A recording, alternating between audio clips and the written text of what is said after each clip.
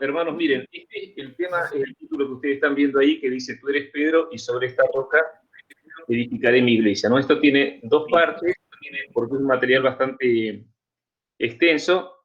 Comenzamos hoy y terminamos, si Dios quiere, el viernes que viene. Eh, bueno, vamos a comenzar. La palabra en Mateo capítulo 16, versículo del 18 al 19, dice, y yo también te digo que tú eres Pedro, y sobre esta roca edificaré mi iglesia, y las puertas del Hades no prevalecerán contra ella, y a ti te daré las llaves del reino de los cielos. Y todo lo que atares en la tierra será atado en los cielos, y todo lo que desatares en la tierra será desatado en los cielos.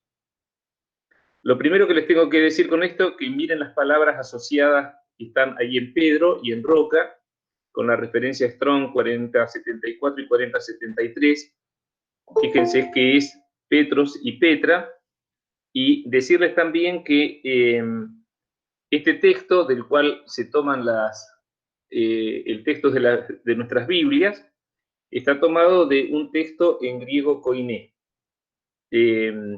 Habían distintos tipos de griegos a lo largo del material, yo les voy a ir mostrando. Pero el tema es que de donde el texto que figura en nuestras Biblias está tomado de un documento escrito en griego koiné.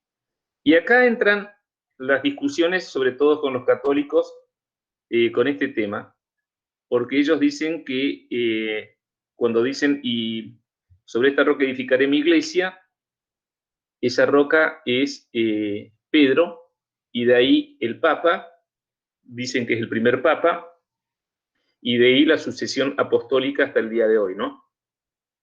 Entonces, bueno, vamos a ver un poquito esto. En principio, tenemos que saber, les vuelvo a decir, que el texto que están viendo en pantalla fue escrito en griego koiné, pero en griego ático, la palabra Petros es piedra, mientras que Petra es roca. Eso es en griego ático, no en griego koiné. Digamos, existe una palabra para piedra en griego ático y una palabra para griego koiné. En arameo, sin embargo, existe una sola palabra que es kefas, o después se heleniza y es cefas, pero kefas, y significa roca, tanto para piedra como para roca. No hay una distinción en arameo, ¿no?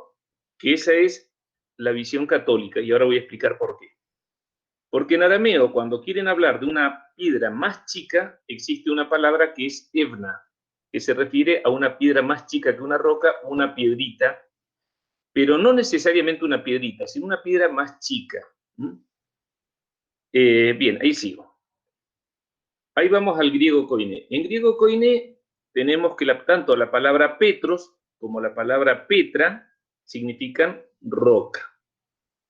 Y cuando yo quiero hablar de una piedra más chica, la palabra que existe es litos. Está ahí, ustedes lo pueden ver ahí, litos. Digamos que litos vendría a ser en arameo como evna, ¿no? Que en arameo una piedra más chica que kefas o que roca es evna. Bien, entonces, ahí donde dice sobre esta roca, está bien la traducción de roca, pero allá donde dice Pedro, también tendría que ser roca. Y ahora vamos a ver por qué. Digamos, si yo quiero marcar, si ahí en el texto en griego koiné, si hubiera querido marcar una diferencia de tamaño o de importancia o relevancia por el tamaño, se tendría que haber usado en lugar de Pedro, litos. Pero lo cierto es que en el griego koiné, que es de donde se toma el texto de nuestras Biblias, no figura la palabra litos, sino la palabra Petros. Y tanto Petros como Petra significan lo mismo, roca. Sí que es un lío de cosas, pero bueno, siguiendo con el tema de la enseñanza anterior, de los textos, cómo venían y las traducciones. Ahora, ¿en qué lenguaje fue escrito el libro de Mateo? El libro de Mateo tal vez haya sido escrito en hebreo o en arameo. Y eso, digo tal vez, porque eso se conoce en el ámbito de las lenguas como fuente Q. Pero es una probable fuente, digamos, es una teoría. Dicen, bueno, tal vez el libro de Mateo fue escrito en hebreo o en arameo. Eso es lo que se conoce como fuente Q. Lo cierto es que de donde se toma el texto de nuestras Biblias es un texto que está en griego koiné, que es el manuscrito encontrado y que se toma como fuente para nuestras Biblias. La fuente aramea, dijimos que se usa para roca, se usa una palabra que es kefas, y para una piedra más chica, o piedrita, podríamos decir, pero no es piedrita, sino algo más chico que una roca, es ebna. Bueno, según los católicos dicen que Mateo estaba escrito en arameo y fue traducido al griego koiné. Y nosotros tenemos que saber la visión católica. Los católicos sostienen que en realidad el Evangelio de Mateo, si bien lo encontramos en griego koiné, la fuente era aramea. Pero vuelvo a decir lo mismo, fíjense arriba, es una probable fuente, es una teoría, pero no se ha podido demostrar eso. Lo cierto es que hoy el texto del cual nosotros viene en nuestras Biblias es griego koiné, no arameo. Aunque los católicos dicen, existía el arameo y de ahí fue traducido al griego koiné. En griego koiné dijimos que roca puede tener dos palabras, o Petra o Petros, mientras que para indicar una piedra más chica es litos.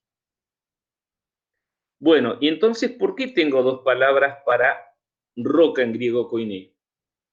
Porque se utilizan Petra y Petros para hacer una distinción de género, para hacer una distinción de género.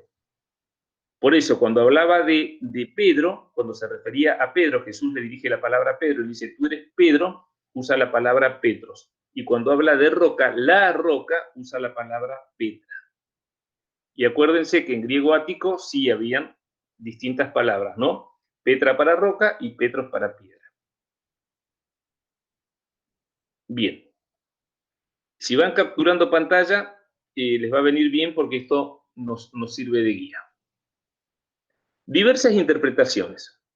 Primero, la Iglesia Católica Apostólica Romana cree encontrar en Mateo, capítulo 16, versículos del 18 al 19, el argumento que justifica el considerar al apóstol Pedro como el primer papa, el primer patriarca, o también lo llaman pater pastoris, pastor de pastores. Y a partir de él, la justificación de lo que se denomina sucesión apostólica. Es decir, ellos dicen, este versículo, este libro, este capítulo y estos versículos nos muestran que el primer papa fue Pedro, y a partir de Pedro viene todo el papado.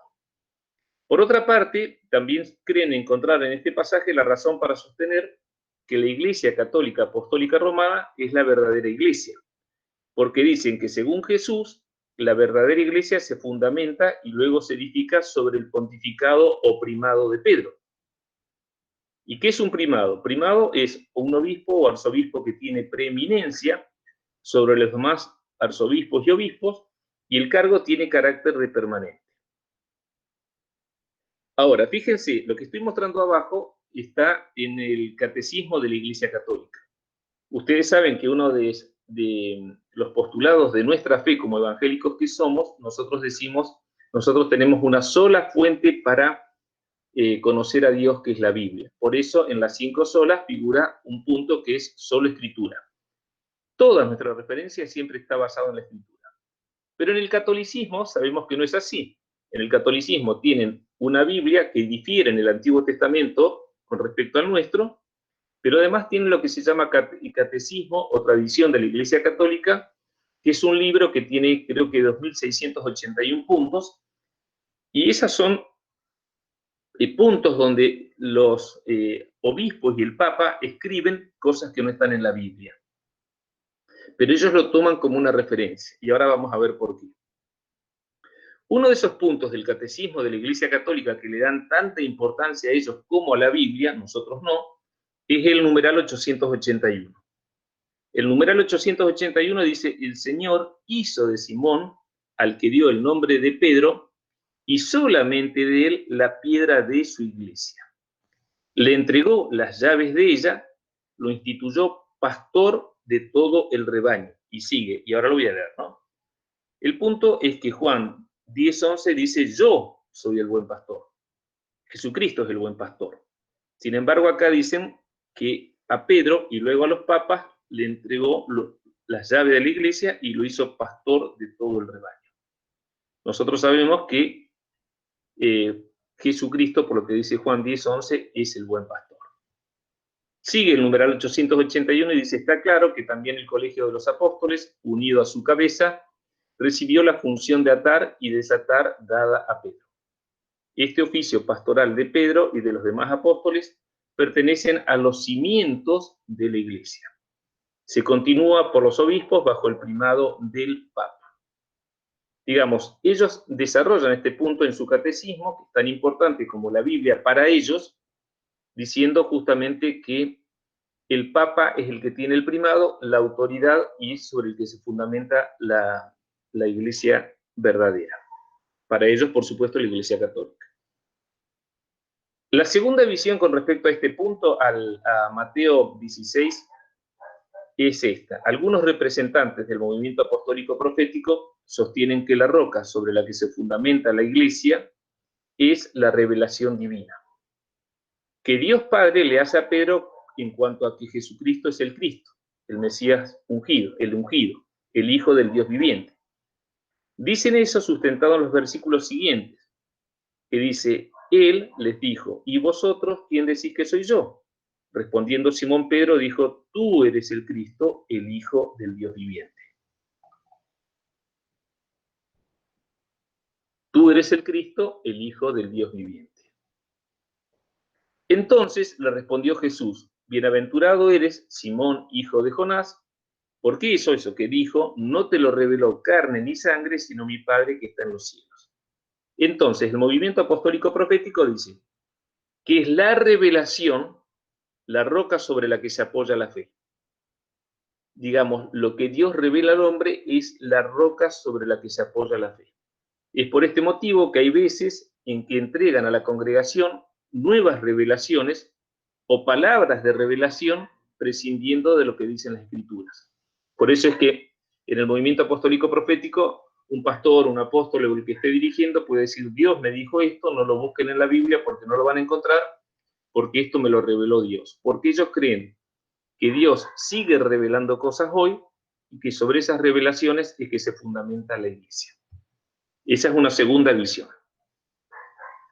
Pero nosotros creemos que la revelación en cuanto a lo que tenemos que saber ya fue dado todo. Por eso consideramos que esto es un error. La tercera visión es que también hay quienes basados en las palabras griegas, en Petros y Petras, creen hallar una diferencia entre Petros, que habla de piedra y se refiere a Pedro, Petra, que se refiere a roca, y la nombra como roca en Mateo. Visto así, Jesús es la roca y Pedro es la piedra. ¿Por qué establecen esta diferencia, la tercera visión? Porque dicen, bueno, una roca es mucho más importante que una piedra que es algo más chico. Estableciendo una clara diferencia comparativa entre uno y otro, entre lo que es Petros y Petra. Además argumentan que una piedra podría desprenderse de una roca o que se puede lanzar una piedra y no una roca, dando así mayor relevancia por el tamaño a la roca que a la piedra. Pero existen argumentos en contra de esta visión. Digamos, los apologistas católicos, los que defienden la fe católica, argumentan que si la intención hubiese sido presentar a Petros como algo menos relevante, en el griego koiné se hubiera utilizado la palabra litos o litón. Acuérdese que litos se refería a una piedra más chica. Litos se traduce como piedra más pequeña que otra, aunque no siempre es arrojable, no siempre es una piedrita. Es algo más chico con respecto a otra cosa. Aunque nunca se realizó la traducción a litos, ya que la palabra, dicen ellos, que se usó fue kefas. ¿Por qué? Acuérdense que ellos dicen que la fuente originaria venía en arameo, entonces la palabra era kefas, y que después se tradujo al griego koiné y que de ahí lo tomamos nosotros. Bueno, y dice, tal como sucede con el pasaje siguiente. En Marcos 15:46 dice, el cual, refiriéndose a José de Arimatea, compró una sábana y quitándolo lo envolvió en la sábana y lo puso en un sepulcro que estaba cavado en una peña, Petra. E hizo rodar una piedra y ahí sí, en Marcos 15:46 aparece la palabra litón a la entrada del sepulcro. También encontramos litos o litón en Romanos 9:33, en 1 de Pedro 2:4 y en 1 de Pedro 2:6. Acuérdese que litos se refiere a una piedra más pequeña. Pero en estos casos, en Romanos 9:33 y en 1 de Pedro 2:4, 1 de Pedro 2:6, se está refiriendo a Jesús. Entonces, como vemos, Cristo mismo es llamado piedra o litos. Cristo mismo. Es decir, los apologistas católicos dicen Petra y Petros, en griego koiné, el griego popular antiguo en el que estaban escritos los evangelios, son perfectamente sinónimos. No hay diferencia de tamaño. Y lo que están diciendo es cierto, porque si hubieran querido usar, donde está en el griego koiné, Petros y Petras para indicar diferencia de tamaño, en vez de Petros hubieran utilizado litos o litón. Hay otras variantes del griego, como el ático o el jónico. Acá ya encontramos otros tipos de griegos, ya encontramos el ático o el jónico, en que Petras y Petros no son equiparables y se lo entiende como piedra y otra piedrita o una piedra más pequeña. Pero no es el caso del griego koiné utilizado por los evangelistas y las primeras comunidades cristianas. Ahora, si Petros y Petras son sinónimos, porque en griego koiné, en lo cual están del cual se tomó nuestras Biblias, la fuente que se tomó las Biblias, son sinónimos, y no se trata de una cuestión de tamaño utilizado para marcar la relevancia de una y de otra, ¿por qué los traductores no usaron la misma palabra en los dos casos? Los católicos dicen que el Evangelio de Mateo fue escrito en arameo y traducido al griego. Sin embargo, existen evidencias de que podría haber habido un protoevangelio, un evangelio anterior a esto en hebreo o en arameo, del que podría haberse derivado Mateo, Marcos y Lucas y los evangelios sinópticos. Como había mostrado en el gráfico inicial, dice, algunos investigadores conocen este hipotético documento como la fuente Q. Lo concreto es que es solo una hipótesis, porque se carece de esa fuente. Pero por un instante, podríamos suponer que el texto fuente haya estado en arameo. En arameo existe una sola palabra tanto para piedra como para roca, y es la palabra kefas, que tiene una sola traducción y es roca, para suponer el caso que sostienen los católicos. Por ejemplo, para apoyar su postura, los católicos dicen, Pablo de Tarso siempre llamó a Pedro con el nombre Cefas, de la misma manera que lo hizo Jesús. Esta palabra hebrea helenizada, porque la palabra original es Kefas, y ellos lo llaman Cefas, del arameo, no es un nombre propio, pero Pablo y Jesús se lo asignaron a Pedro como tal.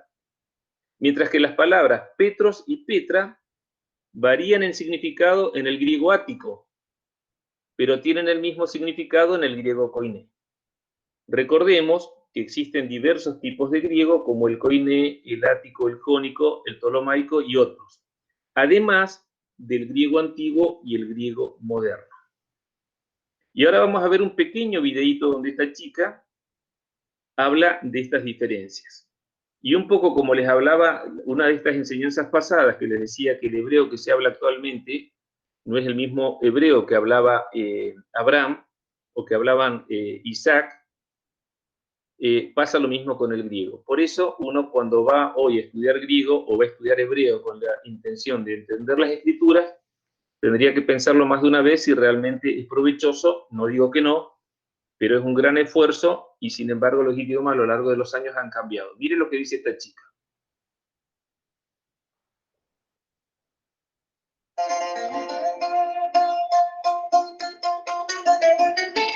Y ya soy Pilar aquí y bienvenidos una vez más a este vuestro canal dedicado a los amantes de la cultura griega.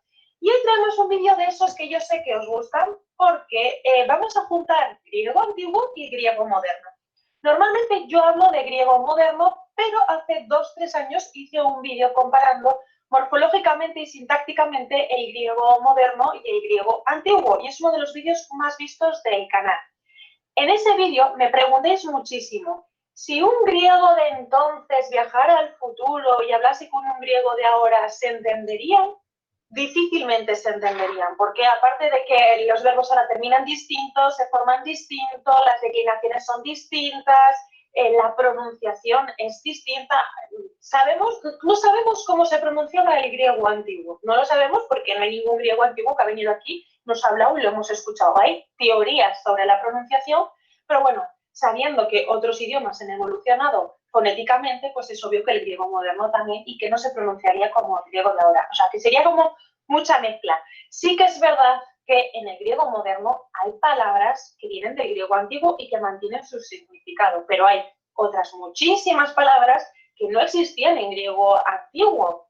Y luego hay otras muchas palabras que su significado ha cambiado, y es lo que vamos a ver hoy. 10 palabras que existen tanto en griego antiguo como en griego moderno, pero su significado es distinto. Si le hablara una persona del griego antiguo, una persona de Atenas del siglo III a.C., no diría o no se referiría a lo mismo que una persona que vive ahora mismo en Atenas. Según vaya diciendo las palabras, os voy a ir colocando también aquí en pantalla el significado de cada una de ellas, con fotos tomadas de mis diccionarios, tanto del griego moderno como el del griego antiguo, porque así pues lo veis también. Además es que en griego antiguo cada palabra tiene 30.000 opciones de significado. Entonces yo las voy a tener que leer porque no me las sé de memoria todas, y así también vosotros lo podéis leer y lo veis de una manera pues más didáctica, yo creo.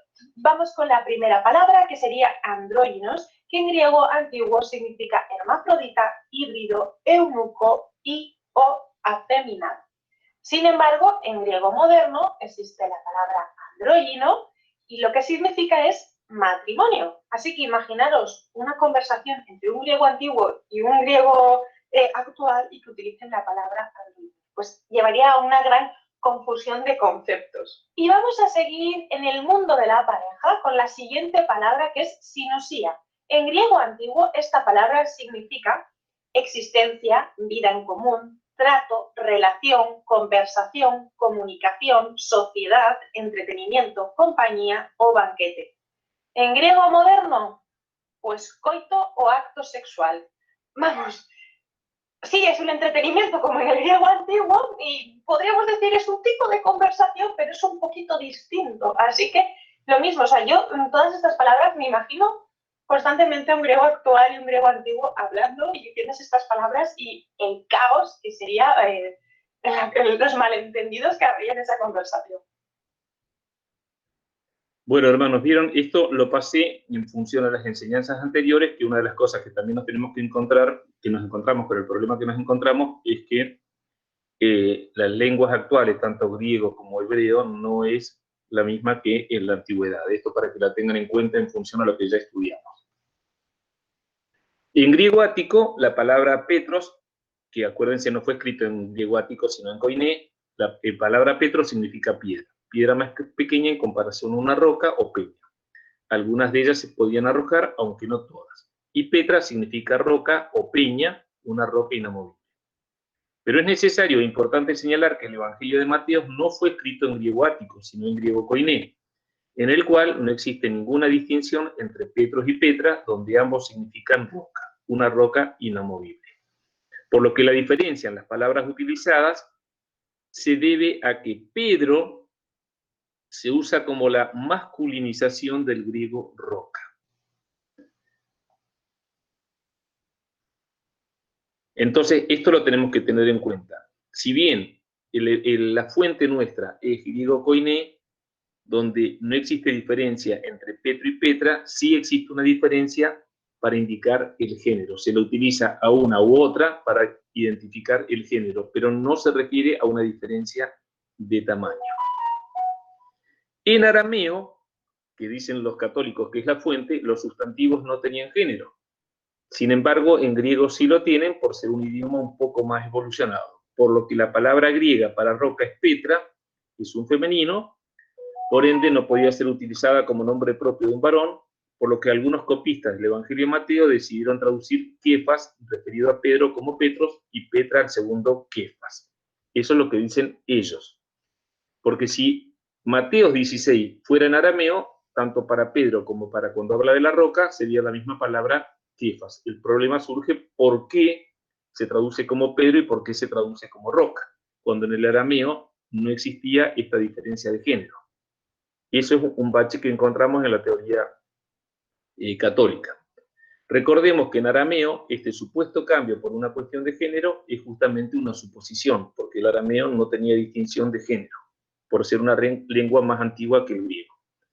Por otra parte, los teólogos protestantes argumentan que en la Biblia, cuando se habla de la roca, siempre se referencian a Dios y nunca a un hombre.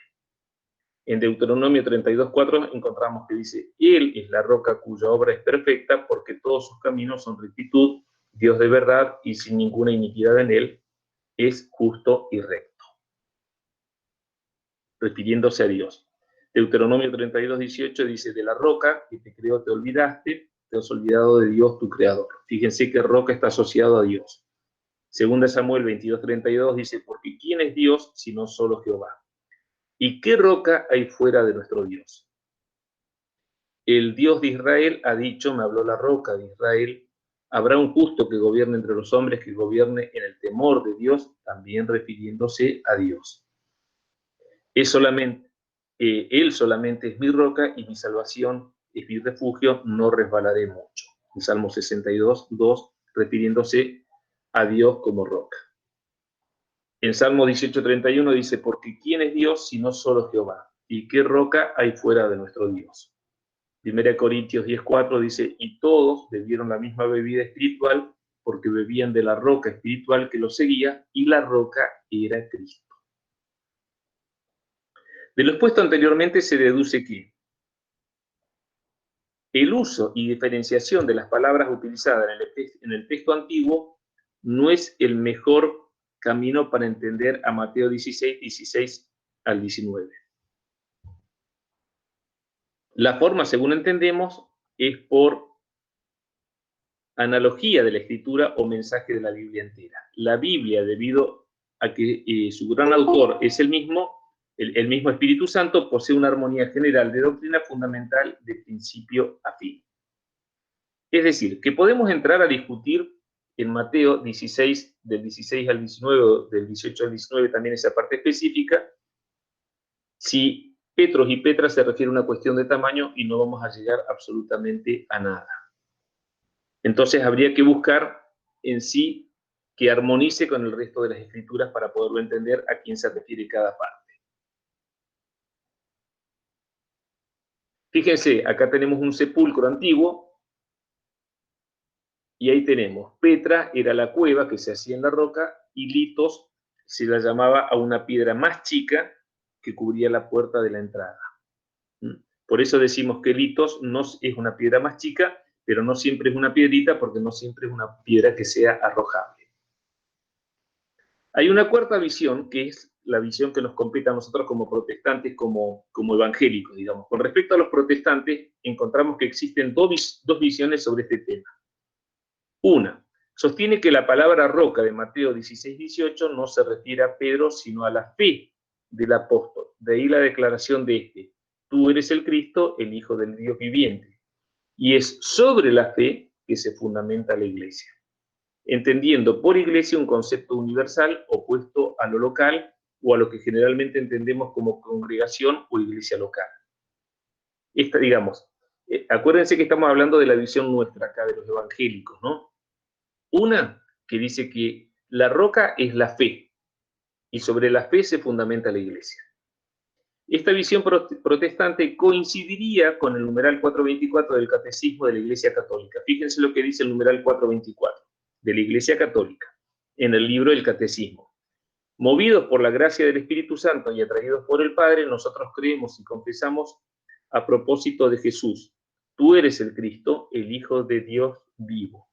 Sobre la roca de esta fe, confesada por San Pedro, Cristo ha construido su iglesia. Digamos que en eso coincidiría.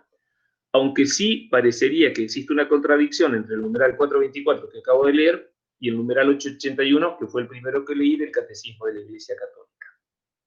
La siguiente visión evangélica es: otros creen que en este diálogo de Mateo capítulo 16, versículo 18 al 19, es Jesús quien le reafirma a Pedro que el fundamento de la iglesia cristiana es Jesús mismo, no la persona de Jesús, sino la doctrina emanada de Jesús, las enseñanzas de profetas y apóstoles a la luz de la interpretación de Jesús. que eso es lo que denominamos nosotros doctrina cristiana. Para lo cual, Jesús, dirigiéndose a Pedro, le dice, tú eres Pedro, un hombre, pero luego haciendo referencia a él mismo, dice, y sobre esta roca, refiriéndose a él mismo, edificaré mi iglesia. Es decir, Cristo es el fundamento de la iglesia. Por eso, en 1 Corintios 3:11 dice, porque nadie puede poner otro fundamento que el que está puesto, el cual es Jesucristo. Acuérdense esto, 1 Corintios 3:11. Y ahí, si alguno puede leer, cualquiera que se toma ahí, Marquitos, vos te podrías leer Efesios 2:20, Pastor, si usted quiere, podría leer Mateo 17:5, y vos, Rafa, te podrías leer Hechos 2:42, por favor.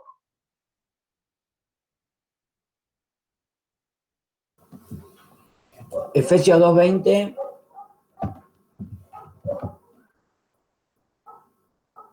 Leo acá en la pesita. Edificados sobre el fundamento de los apóstoles y de los profetas, y la piedra angular del edificio es Jesucristo mismo. Claro. Claro. Miren qué importante este pasaje que acabamos de leer, que eso en el movimiento apostólico profético genera muchísima confusión, porque dicen que el fundamento son los apóstoles y profetas, cuando 1 Corintios 3:11 dice que el único fundamento es Jesucristo. Ahí no sé si tiene, Pastor, el Mateo 17:5, por favor. Sí. Mientras él aún hablaba, una nube de luz los cubrió, y he aquí una voz desde la nube que decía, este es mi Hijo amado, en quien tengo complacencia, a él oíd. Gracias, Pastor. Bueno, ven, esto es importante, porque dice, este es mi Hijo amado, a él oíd. Digamos que hay una palabra, pero la palabra dada incluso en el tiempo del Antiguo Testamento, nosotros la tomamos, es la palabra, como dice acá, a la luz de la interpretación de Jesús. A él oíd. Y Rafa, ahí tenés Hechos 2:42, si lo pudieras leer, por favor.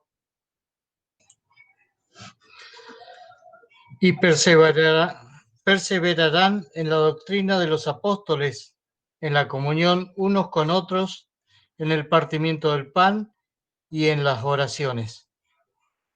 Bien. Fíjense, pero todo esto que estamos hablando, vuelve a este pasaje de acá arriba que dice la doctrina emanada de Jesús, que es la enseñanza de profetas y apóstoles, pero a la luz de la interpretación de Jesús. Por eso está la visión, la segunda visión evangélica, que dice que es cuando dicen el fundamento sobre el cual nosotros nos paramos es el fundamento de la doctrina cristiana. Es las enseñanzas de profetas y apóstoles a la luz de la interpretación o de la enseñanza de Jesús. Esa es la visión nuestra. Gracias. Observe la palabra mí. Jesús está hablando de su iglesia, de la iglesia cristiana, diferenciándola claramente del judaísmo imperante en ese tiempo. La doctrina de Cristo es el fundamento de la iglesia. Fundamento, principio u origen en que se asienta una cosa. Eso es fundamento. En Hebreos 12:2 dice, puesto los ojos en Jesús, el autor y consumador de la fe. Iglesia, en este verso, en Mateo 16:18, no se refiere a congregaciones que se reúnen en distintos lugares con el fin de predicar y adorar a Cristo, sino que nos habla del cuerpo espiritual de Cristo, del conjunto de verdaderos creyentes, de aquellos que son habitados por el Espíritu Santo, independientemente de la congregación a la que pertenezcan, independientemente de la denominación que sea. Si bien es cierto que Pedro había hablado palabras contundentes y necesarias para la salvación, es mucho más cierto que es Cristo quien edifica la iglesia y no Pedro. Cristo dijo, yo edificaré mi iglesia. Tampoco dice que Pedro, un ser humano, sea sobre quien se fundamenta la iglesia. Por eso es importante poder identificar acá en Mateo 16 sobre quién se edificará la iglesia y qué es la roca. Por eso nosotros creemos que la iglesia se fundamenta sobre la doctrina cristiana. Todo esto nos muestra tres verdades importantes. Primero, la iglesia es de Cristo. La iglesia le pertenece a Cristo y la Biblia siempre que menciona a la iglesia lo hace de esa manera. En Hechos 20:28 dice, por tanto, mirad por vosotros y por todo el rebaño en que el Espíritu Santo os ha puesto por obispos.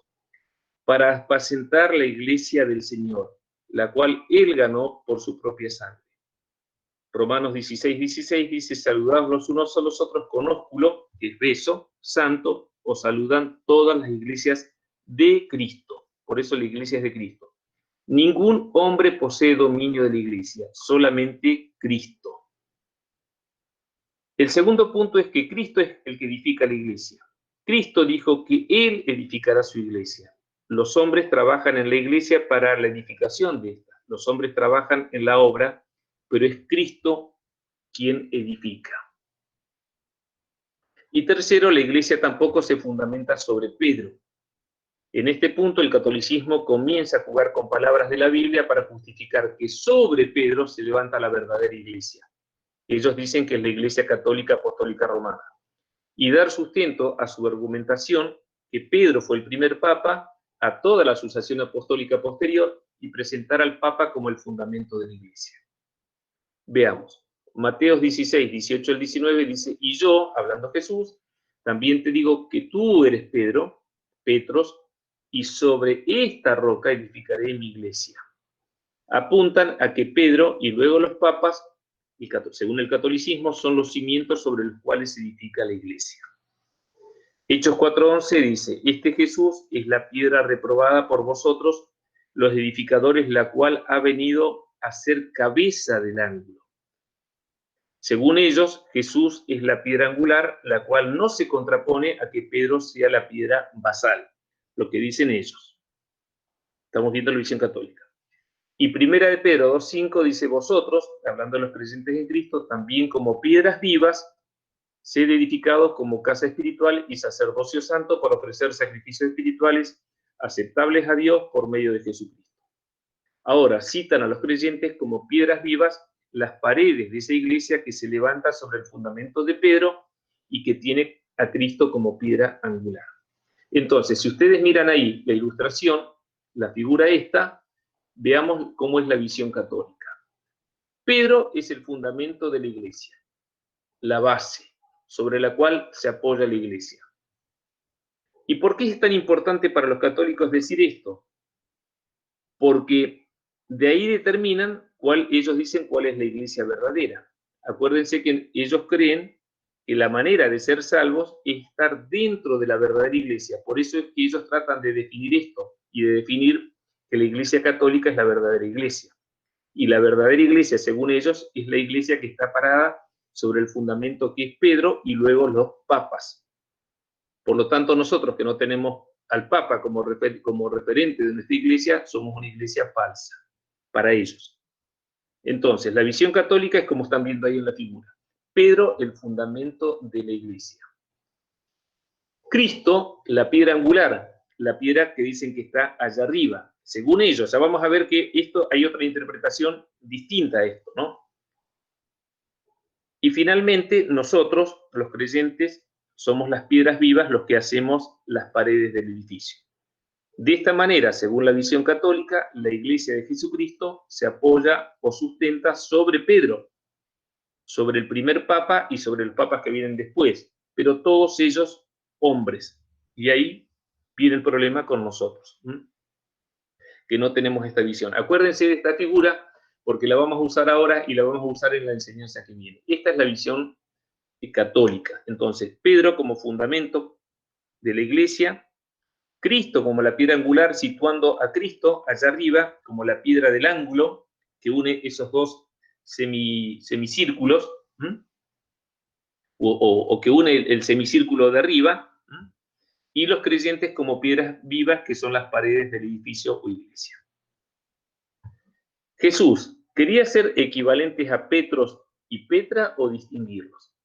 La iglesia romana sostiene la primera opción, que quería ser los equivalentes. La iglesia protestante sostiene la segunda. ¿Por qué los protestantes sostienen la segunda? Primero, si ambas palabras son equivalentes, ¿por qué Jesús no dijo simplemente tú eres Pedro y sobre ti edificaré mi iglesia? Segundo, si por esta roca Jesús tenía pensado a Pedro, fácilmente pudo haber dicho episou, sobre ti edificaré mi iglesia, o sobre ti Pedro, pero Jesús no lo dijo así. Continuando con el análisis del contexto, podemos identificar otra razón textual por la cual Petros y Petra, en el versículo 18, deben ser distintos y no equivalentes. En el verso 16, Pedro hace su gran confesión: tú eres el Cristo, el Hijo del Dios viviente. Y en el verso 17, Jesús dice: esto no te lo reveló carne ni sangre, sino mi Padre que está en los cielos. Y miren, hermanos, esto es importante cuando uno habla con un católico, porque esto no te lo reveló carne ni sangre, sino mi Padre que está en los cielos. Y a lo dicho por Pedro: tú eres el Cristo, el Hijo del Dios viviente. En otras palabras, Jesús alaba a Pedro por su confesión, pero deja claro que Pedro mismo no es la fuente de este conocimiento, sino Dios Padre. Entonces, lo central del verso 17 es distinguir a Pedro con sus debilidades y limitaciones carnales del Dios todopoderoso y omnisciente. Así que en el verso 17, Jesús ya ha citado la naturaleza débil de Pedro. Lucas 22:34 dice: y él le dijo: Pedro, te digo que el gallo no cantará hoy antes que tú niegues 3 veces que me conoces. Por lo que en el verso 18 reafirma este contraste del que hablamos. Si Petros, tú eres una roca, pero una roca pequeña en contraste con esta otra roca, esta Petra que el Padre te ha revelado y sobre la cual edificaré mi iglesia. Estudiosos católicos sostienen que esta interpretación no tiene un fundamento fuerte. Dicen que estudiando el contexto con la gramática lingüística, la historia y lo más importante con la misma Biblia, Jesús construye su iglesia con personas, no con una declaración sobre su propia identidad. Aunque por supuesto esto es discutible, ya que en el mundo toda organización se construye con personas. Pero la iglesia es distinta por tratarse del cuerpo místico de Cristo.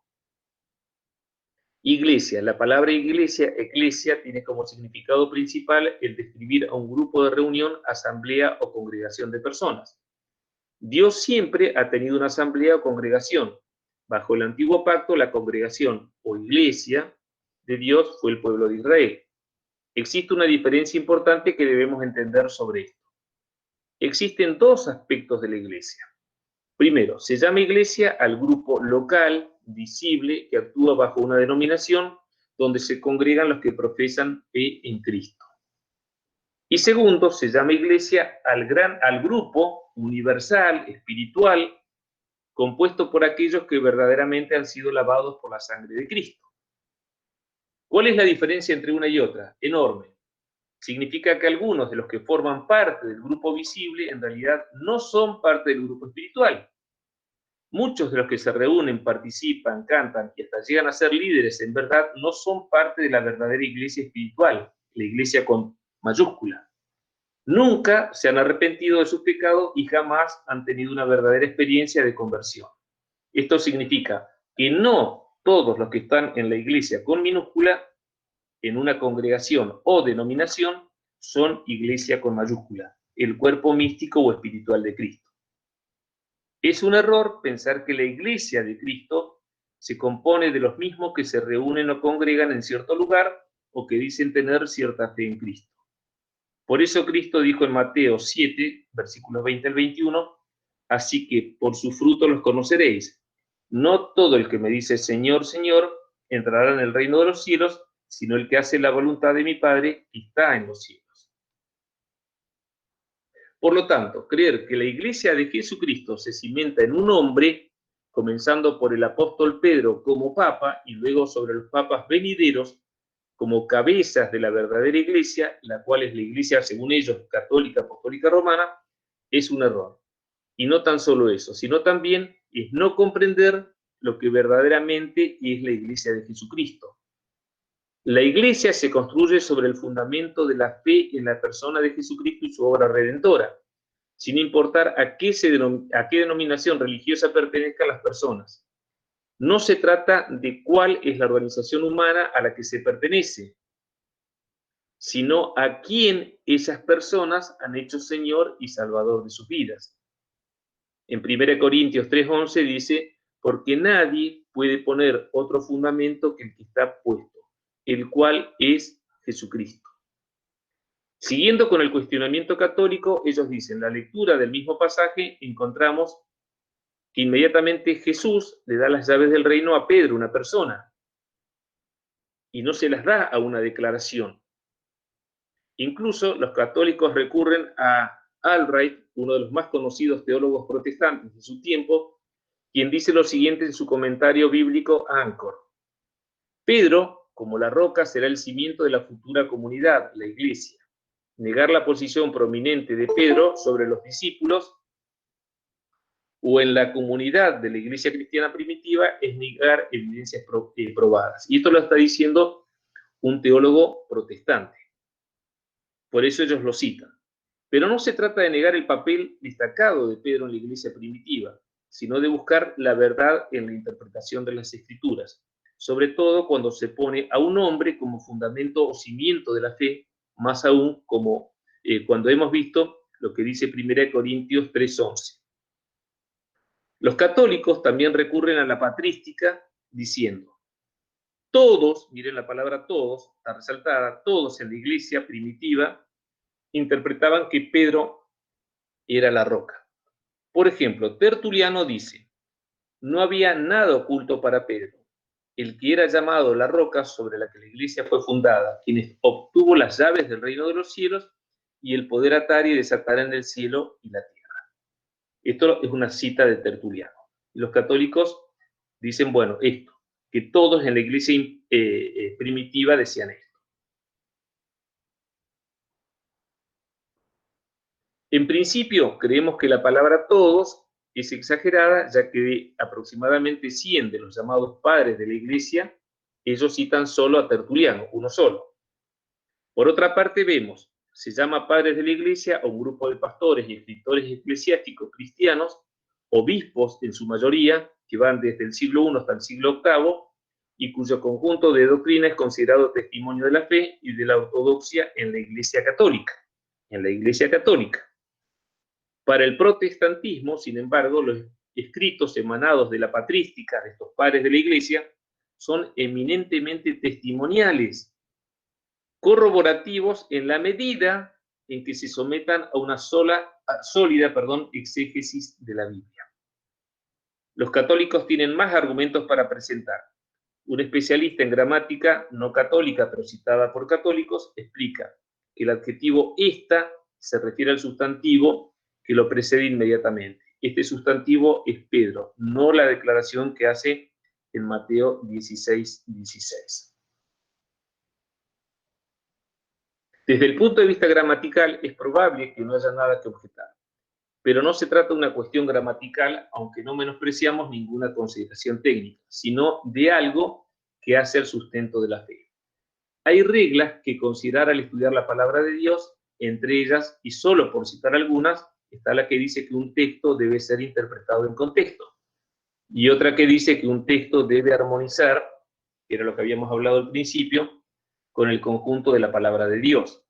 Por lo tanto, si toda la escritura es cristocéntrica, sustentada en declaraciones como puesto los ojos en Jesús, el autor y consumador de la fe, o el ya visto 1 Corintios 3:11, ¿por qué ahora vamos a poner énfasis en un hombre, en Pedro, por más destacado que haya sido? Comprendemos la concepción católica en cuanto a la alta consideración que han tenido y tienen sobre determinadas personas al punto tal de canonizarlos, hacerlos santos, porque esa es la fe católica. Pero desde la visión evangélica resulta imposible tomar la doctrina de los santos a los cuales convierten en patronos y rezan por su intercesión sin considerar que lo que están haciendo, según nosotros, es espiritismo por cuanto invocan a espíritus de muertos. Porque nosotros sabemos que el muerto, y esto es importante, hermanos de la iglesia, muerto está y ya no participa en ningún negocio de la vida, dice la palabra, y su memoria es puesta en olvido. Por eso, de acá, lo que nosotros, de acuerdo a nuestra fe, vemos como un error en la fe católica, donde ellos sí pueden orar y pedir la intercesión de una persona que ha muerto. Tenemos visiones totalmente distintas, y esto es fundamental tenerlo claro en nuestra fe. Porque según nuestra fe, hablar con un muerto es hacer espiritismo. El error de estar fundamentados en un hombre. Estamos convencidos que toda esta argumentación católica solo es a los fines de justificar la existencia del Papa y la sucesión apostólica.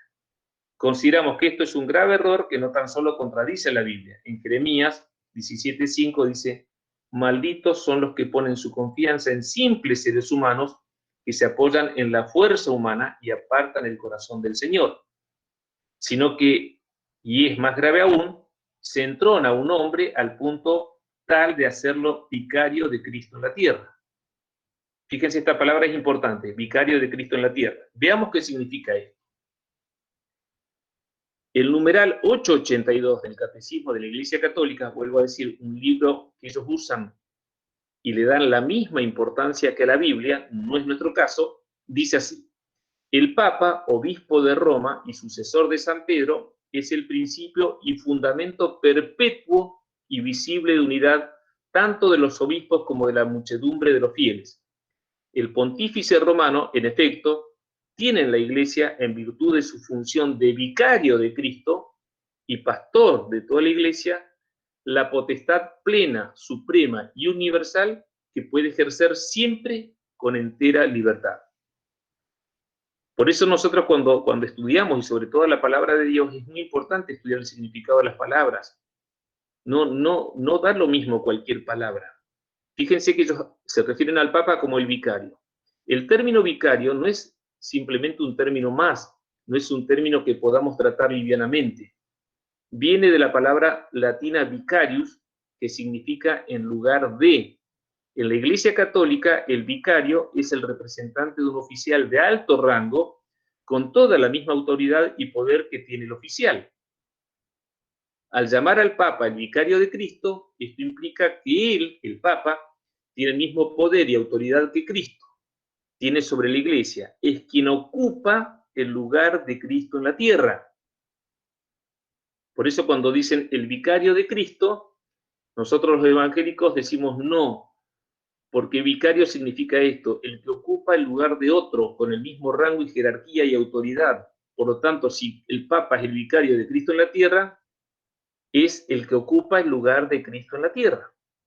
Es por esto que pueden regir en asuntos de fe el Papa, aun cuando lo que establezca no exista en la Biblia, o aun cuando la contradiga. Fíjense esto, vuelvo a leerlo. Es por esto que el Papa puede regir en asuntos de fe, aun cuando lo que establezca no exista en la Biblia, o aun cuando la contradiga. Lo que el Papa, un hombre, establece en asuntos de fe se lo considera infalible, es decir, que no puede fallar o equivocarse. En el numeral 891 del Catecismo Romano dice así: el romano pontífice, cabeza del colegio episcopal, goza de esta infalibilidad en virtud de su ministerio cuando, como pastor y maestro supremo de todos los fieles que conforma en la fe a sus hermanos, proclama por un acto definitivo la doctrina en cuestiones de fe y moral. La infalibilidad prometida a la Iglesia reside también en el cuerpo episcopal cuando ejerce el magisterio supremo con el sucesor de Pedro. Lo que está diciendo acá es que esta misma infalibilidad la tiene el grupo de obispos que él cita, el Papa, para regir en cuestiones de fe. Y sigue el texto, dice: sobre todo en un concilio ecuménico. Cuando la Iglesia propone por medio de sus magisterios, en realidad ahí hay un error supremo, que algo se debe aceptar como revelado por Dios para ser creído y como enseñanza de Cristo. Hay que aceptar sus definiciones con la obediencia de la fe. Esta infalibilidad abarca todo el depósito de la revelación divina.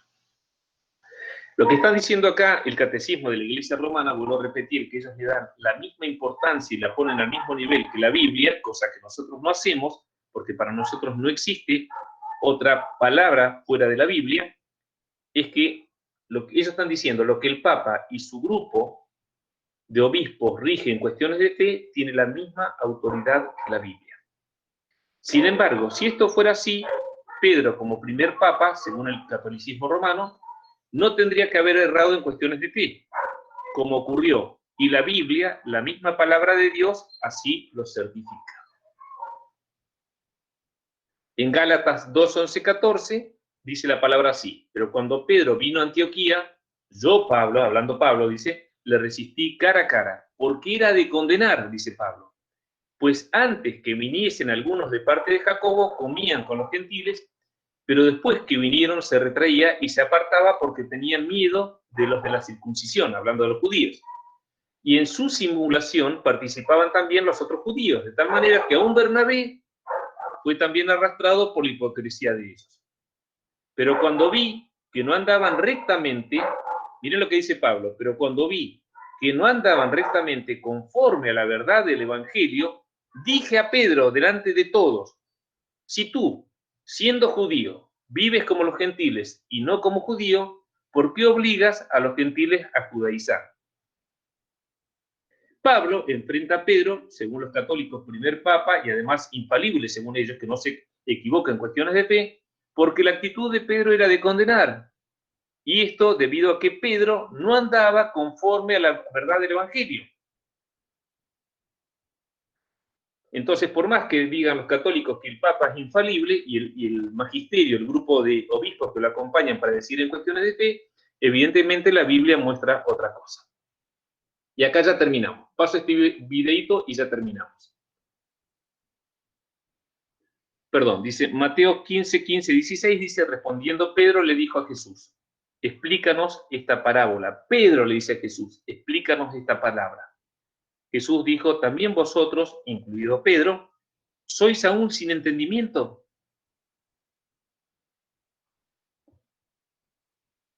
Paso este y terminamos. ¿Dónde se inició el papado? La Biblia, muchos de los católicos dicen, que está basado bíblicamente en Mateo, capítulo 16, versículos desde el 16 hasta el 19. Y leo lo que dice la palabra de Dios. Mateo 16, de 16 al 19. Respondiendo Simón, Pedro dijo: tú eres el Cristo, el Hijo del Dios viviente. Entonces le respondió Jesús: bienaventurado eres, Simón, hijo de Jonás, porque no te lo reveló carne ni sangre, sino mi Padre que está en los cielos. Y yo también te digo que tú eres Pedro, y sobre esta roca edificaré mi iglesia, y las puertas del Hades no prevalecerán contra ella. Y a ti te daré las llaves del reino de los cielos. Y todo lo que atares en la tierra será atado en los cielos, y todo lo que desatares en la tierra será desatado en los cielos. Jesucristo, cuando dijo estas palabras a Pedro, significaba que Pedro iba a ser el fundamento de la iglesia. Significaba que Pedro iba a ser el sustituto de Jesús. Significaba que Pedro iba a ser el primer papa de Jesús. Una muy buena pregunta, David y Arturo. Mire, permítame hacer una crítica a las traducciones. La Biblia no tiene error, porque es inspirada por Dios. Pero no tiene error cuando fue inspirada en los idiomas originales. En el Nuevo Testamento, en el griego jónico, ático, ptolomaico. En el Antiguo Testamento, inclusive en el palibreo, en el antiguo hebreo, que fue el cananeo, que hablaban en la antigua Palestina, en Canaán. Y después en el hebreo aramizado, el hebreo antiguo que usó la letra, los caracteres del arameo, que se hablaba en Siria. La palabra de Dios, cuando fue inspirada en las lenguas bíblicas, que ya son muertas, bueno, aunque se habla el hebreo o el griego, pero tienen otras estructuras gramaticales, aunque sí mantienen la misma línea, ahí se usó esas lenguas para inspirar el texto. Pero ¿qué pasa?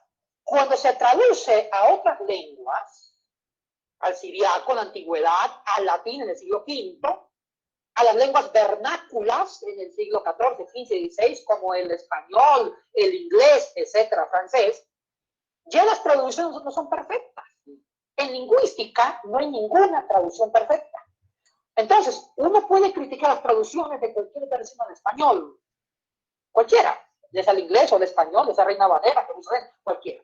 Pero no podemos criticar la palabra de Dios escrita en la lengua antigua en su momento apropiado, donde sí hay fallas son traducciones y manuscritos. ¿Qué quiero decir con esto? Precisamente aquí hay una falla ya. En unos, bueno, también hay que aclarar que no tenemos los originales de Mateo ni de Marcos, porque desaparecieron. Antiguamente la conservación de textos, de papeles, de papiros, de piedras, de ostracas, de esferos que no eran esferos, eran ramas de árboles, eran instrumentos escriturarios bastante fácil de corromperse, de destruirse. Y no había tener fotocopiadora. usted escribió un texto antiguo y la única forma de conservarlo era volverlo a copiar, volverlo a transcribir. Así se conservó o se conservaron las Sagradas Escrituras. Vamos a la pregunta. La traducción es bastante compleja. En uno de los manuscritos del siglo V, en griego inicial mayúscula, dice, la palabra Pedro en griego es Petros, o también neutro Petron. Petron significa piedra o roca. El plural es Petra, piedras o rocas. En un manuscrito, el manuscrito Vaticanus, en griego dice Pedro, o sea, Petron, sobre esta piedra edificaré iglesia, la iglesia. Y se ha traducido al latín como singular, Pedro, sobre esta piedra edificaré, o sea, como decir, la iglesia. Y así se tradujo al latín, y el latín se tradujo al español y a otras lenguas, como el inglés. Pero en otro manuscrito del mismo siglo, inclusive años más antes, que el manuscrito Vaticanus en griego, que se llama el manuscritus Sinaiticus, no dice singular Petros o Petrum, dice Petra. O sea que la traducción de este manuscrito sería: Pedro, sobre estas piedras, rocas, plural, edificaré mi iglesia. Tenemos un problema en papirología. ¿Cuál de las dos versiones le hacemos caso en el griego? Si el que está en singular o está en plural. Ahora, para hacer el estudio más corto, le voy a responder. Los papirólogos actuales de hace 30 años para atrás ven mucho más fidedigno, más original el manuscrito sinaítico. O sea que la traducción corta sería: Pedro, sobre estas piedras edificaré mi iglesia. O sea que Jesús está diciendo sobre el fundamento de los apóstoles, sobre sus discípulos, que eran los primeros cristianos, eran los discípulos, va a ser la iglesia. O sea que en el papiro sinaítico, Jesucristo no está endiosando a un hombre en singular, sino que está diciéndole sobre ustedes, apóstoles, o discípulos, o seguidores míos, edificaré la iglesia. Eso es lo razonable. Entonces, ya los papirólogos no le dan importancia al papiro vaticano, donde dice sobre esta piedra en singular. O sea que esa traducción ya ha sido superada. O sea que lo que acabas de decir es que lo que Jesucristo está diciendo sobre la doctrina de los apóstoles, que era la enseñanza de Jesucristo hacia ellos, iba a ser edificada la iglesia, que es lo que dice Mateo 28, 19 y 20, y que es lo que dice la palabra de Dios, Hechos 2, 42. Y preservaban en la doctrina de los apóstoles, en la comunión unos con otros, en el partimiento del pan y en las oraciones. Y después, posteriormente, el mismo Pedro dice en 1 de Pedro, capítulo 2, versículo 4, ¿qué nos dice la palabra de Dios? Sí, pero antes de eso, yo si permitíme añadir eso. Cuando yo leía este pasaje que acabamos de citar sobre supuestamente Pedro nombrado como primer papa, que tanto sirvió de caballito de batalla para que la Iglesia Católica catapulte el papado como la representación de Dios en la tierra, yo muchas veces al leerlo lo entendí de esta manera. ¿Sabes cómo? Cuando le preguntan, dicen, ¿quién dice la gente que soy yo? Unos dicen que eres Jeremías, que eres Elías, que eres uno de los profetas. Listo. Y ustedes, muchachos, le dicen los apóstoles, ¿quién dicen que soy yo?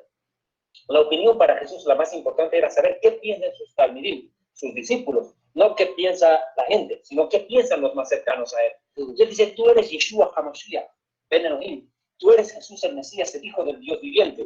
Bien, entiendo yo que Jesús lo que les dice, eso, Pedro, la piedra sobre la que edificaré mi iglesia son las palabras que acabas de decir, que yo soy el Mesías, porque ese es el fundamento de la iglesia. La iglesia ni cree que Jesús es el Mesías. A mi modesto entender, la piedra que sustenta la iglesia es la creencia en que Jesús es el Mesías, Hijo de Dios. Y el mismo Mesías dice, esta es la vida eterna, que te conozcan a ti y a Jesucristo a quien has enviado. Por tanto, el fundamento de la iglesia, más allá de los apóstoles, me parece que son las palabras de Pedro y no Pedro. ¿Y cuáles fueron las palabras de Pedro? Reconocer el mesianismo de un Mesías esperado por tantos siglos, por Israel y por el mundo. Reconocer que Yeshua es el Mesías, el Hijo de Dios, y es el fundamento de toda la iglesia sobre lo cual los mismos apóstoles contribuyeron. Los apóstoles no hablaron de sí mismos, hablaron de Jesús como Mesías. Por tanto, la piedra sobre la que se edifica la iglesia no es Pedro, sino el Mesías Jesús. Y los seguidores. Y seguidores. Podríamos decir también, pero permíteme un segundito. Primero de Pedro 2.4 que citaba, dice, escuchen, los que piensan que Pedro era el primer papa, los que siguen creyendo eso, escuchen lo que Pedro dijo. Vamos a ver quién había sido la piedra. Dice, primera de Pedro 2.4, acercándose a Jesús, Yeshua, piedra dura, desechada ciertamente por los hombres, mas para Dios escogida y preciosa. Pero lo más impresionante es lo que dice Pablo ahora. Si el problema es traducir como piedra o como roca, a ver, vamos a ver si por ese lado también se nos evade la respuesta. Pero vamos a ver lo que dice 1 Corintios 10:4. El apóstol Pablo está hablando de la tipología de los judíos recorriendo en el desierto, de la alegoría. Y dice, 10:4 de 1 Corintios, y todos bebieron la bebida espiritual, porque bebían de la roca espiritual que los seguía, y la roca era Cristo. Entonces, ¿cuál es la roca sobre la que se edifica la iglesia? Yeshua el Mesías, punto. No es ni siquiera Pedro. Y no olvidemos eso, perdóname que me adelante un poco, porque Pedro después de eso negó 3 veces a Jesús. Entonces, o también podríamos decir que Jesús le está diciendo a esa piedra, Pedro, tú eres piedra, pero sobre esta roca, sobre Jesús. Y des en cuenta, hermanos, que la iglesia de Cristo tiene el fundamento Cristo, pero tú ya tienes, tú David, nosotros somos piedras que seguimos continuando edificando la iglesia. Acuérdense que en la palabra de Dios, el libro de Hechos, no tiene fin. Y todavía nosotros estamos escribiendo la historia de la iglesia de Cristo. Podríamos decir entonces que ciertamente Cristo es el fundamento y que Cristo no hizo ni tampoco dejó a Pedro como papa. ¿Y por qué decimos esto? ¿Por qué razón los papas no se casan? Y Pedro era casado. ¿De dónde sale el celibato? Ahora tú dices que ¿por qué que no tienen los papas no se casan? Porque no quieren que le pase lo mismo de Pedro. ¿Qué cosa? Tener suegra. Mire, para terminar la respuesta a la primera pregunta, que es una pregunta bastante importante, la respuesta es también muy importante. Hay dos hermenéuticas que estoy muy de acuerdo con David. Una lectura bastante buena, una hermenéutica del texto. Una cosa, si estamos seguros, vamos a aceptar varias interpretaciones, pero menos decir que el texto apunta que Pedro es la roca como papa. Hay el tema de las traducciones de Petro, Petra, esa es una explicación técnica. Está la explicación hermenéutica que es muy apropiada y la comparto David, que se une las palabras de Cristo con sus seguidores. O sea, la iglesia tiene el fundamento en Cristo y también se va tomando fuerza con los auténticos seguidores, que también es parte de la iglesia. Estamos muy de acuerdo con esto. Ahora, sobre el tema del celibato de los papas, permíteme aclarar el tema de cómo se formó un poco el papado. Y le respondo esto. Mire, yo no sé dónde se basan para decir que Pedro fue el primer papa. Un texto que se usa mucho es este, pero este texto ya lo explicamos, descalificado. Y se basan en pseudo documentos que fueron falsificados en el siglo XIV, XIII, XII, y lo ponen como fecha en el siglo II o III. Estos documentos ya han sido detectados y vistos como falsos. La pregunta es, ¿cuál sería el primer documento antiguo, el más antiguo, donde se diga que Pedro fue el primer papa? Y le contesto esta pregunta es, el documento más antiguo donde se dice que Pedro fue el primer papa y que el famoso padre de la iglesia, Clemente Romano, el primo del emperador Domiciano, fue el segundo papa, fue el famoso catálogo liberiense o liberiano, escrito por el papa Dámaso hacia el año 350. O sea, que recién en el siglo IV se escribe un documento donde se dice que Pedro fue el primer papa y que Clemente Romano el segundo. Esto significa que no hay ningún documento más anterior que diga esto. Esto da a entender que no hay ningún fundamento de que Pedro fue papa. Y es más, que este documento fue escrito por un papa del siglo IV, como obispo de Roma, donde él quiso buscar la genealogía de él y decir que Pedro fue un papa. Y la pregunta es, ¿dónde se basó Dámaso? En nada. Simplemente, él mismo hizo este catálogo donde da a entender, se inventó, y antes de ese catálogo no hay ningún documento serio por ningún padre de la iglesia que diga que Pedro es papa. O sea que desde el punto de vista histórico carece de fundamento el papado de Pedro. Yo quiero apuntar en esto. En pocas palabras estamos diciendo que Pedro ni se enteró que lo nombraba un papa. Ni se enteró. No supo la noticia. Nunca. Hasta que 300 años después dan a conocer como homenaje póstumo, entre comillas, que lo nombraron papa. Pero aquí yo quiero hacer una pregunta, y tal vez muchos amigos católicos nos están viendo por el programa, y agradezco, porque muchas personas católicas nos han estado escribiendo al programa, y precisamente en respuesta a esas cartas y llamadas es que estamos haciendo este programa. Pero yo tengo que hacer una aclaración antes de continuar con el tema. ¿Por qué hemos invitado al doctor Yatensi Bonilla? Bueno, ya le vamos a preguntar a Yatensi mismo por qué razón, pero es que él tiene los fundamentos, tanto él como yo, tenemos los fundamentos para poder hablar a ciencia cierta sobre el catolicismo romano. Yatensi, cuéntanos un poco en qué militabas antes de venir a las milicias de Cristo. Bueno, yo fui religioso sacerdotal, católico romano, con votos, fui ordenado diácono sacerdotal, votos de pobreza, castidad y obediencia, y ya cuando ya recién ordenado hice los votos perpetuos, dejé los hábitos porque encontré una luz auténtica que me condujo a los pies de Cristo, que fue una conversión para mí. Y bueno, eso resumiendo, y estuve desde los 12 años, fui interno en un convento, hice la secundaria, después de los estudios eclesiásticos debido para la formación sacerdotal y la formación religiosa católica romana como sacerdote. Ese en sí es, en resumen, mi trasfondo. Ahora soy un pentecostal, creyente, pastoreado, maestro de seminario de pastores y investigador de la palabra. Ese en sí ha sido mi trasfondo. Una pregunta simplemente. ¿Por qué escogiste ser sacerdote católico romano? ¿Qué te llevó a eso? Bueno, el trasfondo de mi mamá fue monjita salesiana y me inculcó el servir a Dios como sacerdote. Después cuando estudié la Sagrada Escritura, es lo irónico, yo estudié la palabra de Dios siendo católico en la Universidad Javeriana de Bogotá, la Javeriana, con los jesuitas. Estudié Biblia, lenguas bíblicas, filosofía, papirología, todo esto, y con el conocimiento de las escrituras conocí a Cristo. O sea que la misma Biblia me predicó a Cristo con el estudio de las lenguas antiguas o bíblicas y la formación del texto bíblico. Ahí conocí a Cristo en el estudio mismo de la palabra. ¿Estás diciéndome que catolicismo y Cristo no son igual?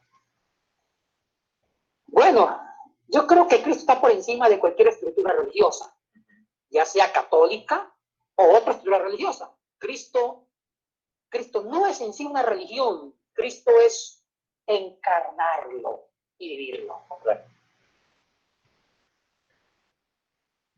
Bueno, hermanos, acá terminamos. Ahí encontramos otra posición sobre la interpretación de Mateo 16, del 16 al 19, y también me pareció interesante este agregado que hace el pastor Yatensi Bonilla, que es un maestro bíblico que vive en Paraguay y es uno de los traductores de la TLA, de la traducción en lenguaje actual, sobre el nacimiento del papado. Digamos que recién en el siglo IV, fíjense lo que está diciendo ahí. Y bueno, y todo esto yo lo quería poner como para tener fundamento, como algo práctico de las dos enseñanzas anteriores que di sobre los escritos sagrados, las traducciones, las fuentes y todos estos temas que creo que es importante saber. Lo cierto es que nosotros tenemos fundamentos de nuestra fe y tenemos que conocerlos para poderlos sostener. Acá termino, hermanos. No sé, cualquier comentario, cualquier opinión, me dicen, como siempre. Gracias.